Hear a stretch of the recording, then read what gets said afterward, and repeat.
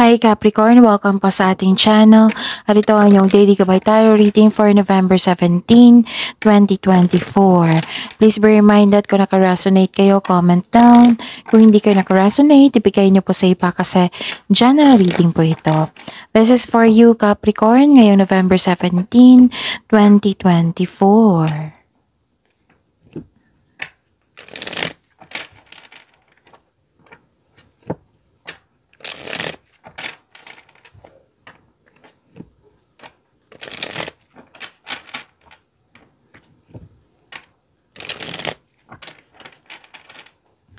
Para po ito sa inyo Capricorn ngayong November 17, 2024. Maraming salamat po sa inyong patuloy ng suporta at maraming salamat din po sa mga hindi nag-skip ng ads. Gamitin ang reading na ito bilang gabay lamang. Sa mga hindi pa nag-subscribe, subscribe na po kayo at click bell notification para malaman nyo na may bago tayong video. Para sa mga gustong magpa-reading po, may lumabas dyan sa screen nyo ngayon. Panoorin nyo po at sundin ang instruction.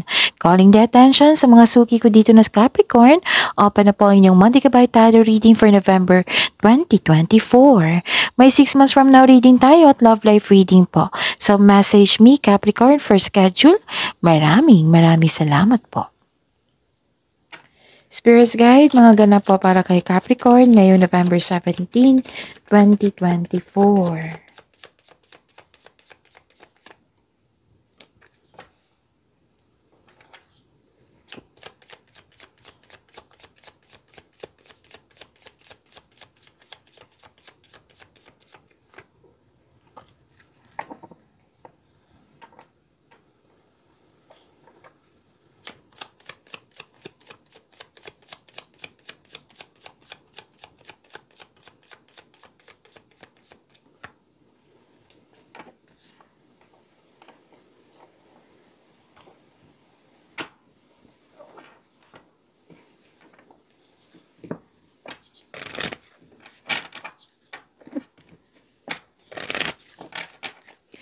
Spirits Guide, mga mensahe po para kay Capricorn ngayong November 17, 2024. I need 2 cards po.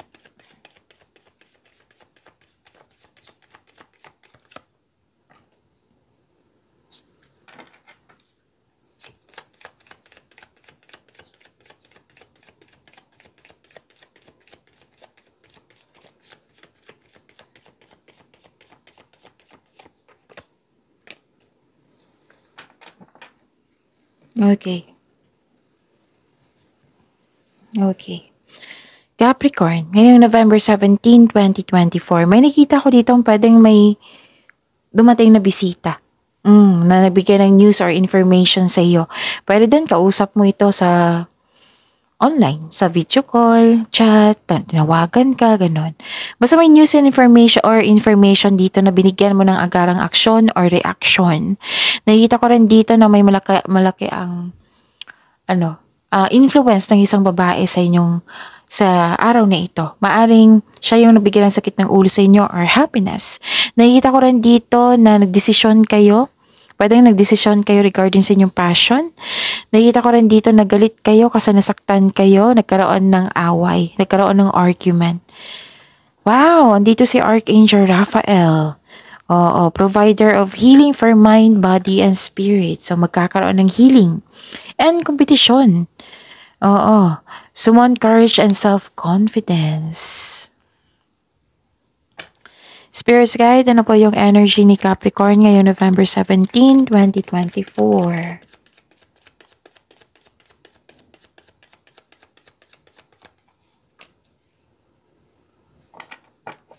And the clarification of this card po.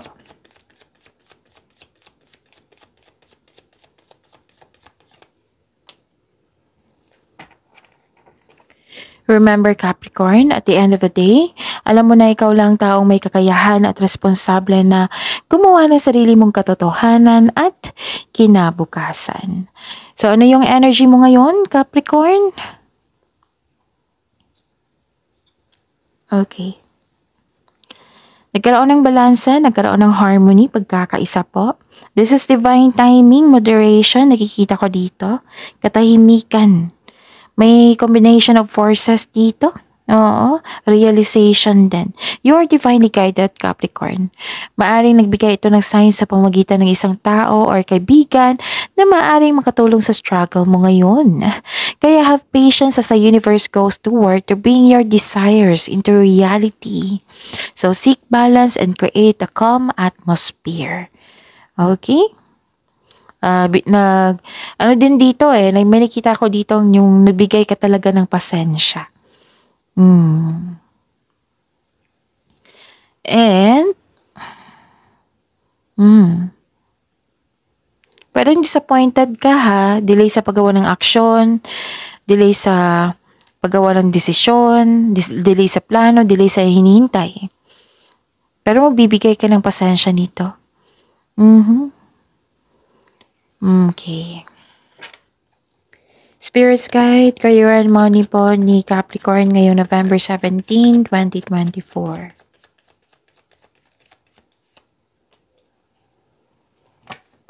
And the clarification of this card po.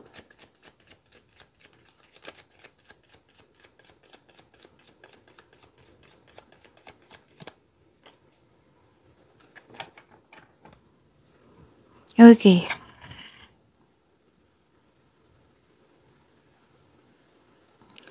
Busy kayo dito. Mas lumawak yung ambisyon nyo. You're feeling powerful and enjoying being recognized in the workplace. Kung ikaw ay negosyante, listen to your intuition to grow your business more and take action toward increased prosperity.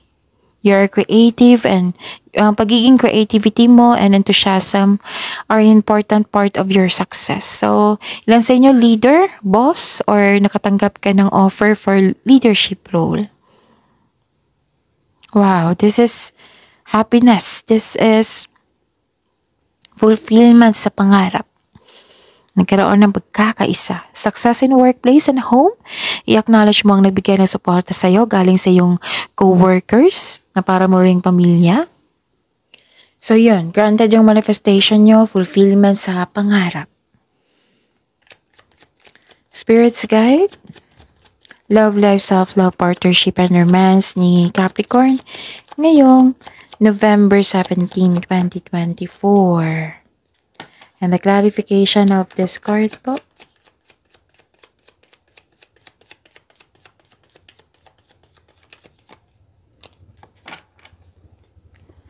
Maraming salamat po sa patuloy na tiwala at suporta sa ating channel. At maraming salamat din po sa mga hindi nag-skip ng ads.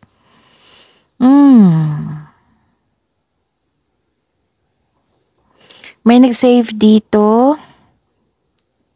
Yung higpit sinturon talaga kasi may babayaran or may concern kayo sa isang utang na hindi nagbayad.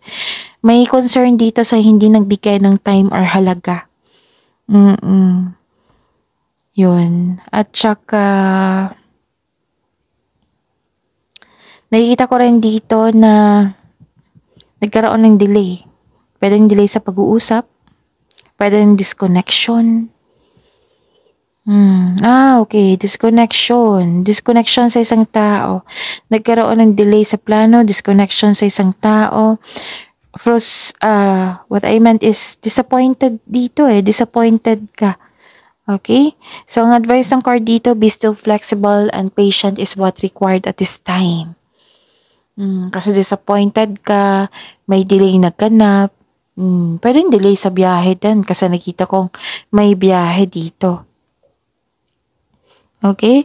Na pwede din delay sa pag-take ng action. So, yun. May disconnection dito sa isang tao.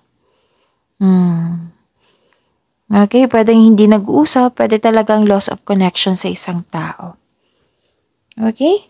So, accept this blessing galing kay Archangel Raphael, provider of healing for mind, body, and spirit. May nagsabi dito na may nagselos. May nagsabi sa akin ngayon may ganap na selos. Okay? So, pag-imanin nyo yung blessings na binigay sa inyo, Capricorn. See you tomorrow. Please like, subscribe, and click the button for notification para updated po kayo sa daily tarot reading natin. Maraming salamat po.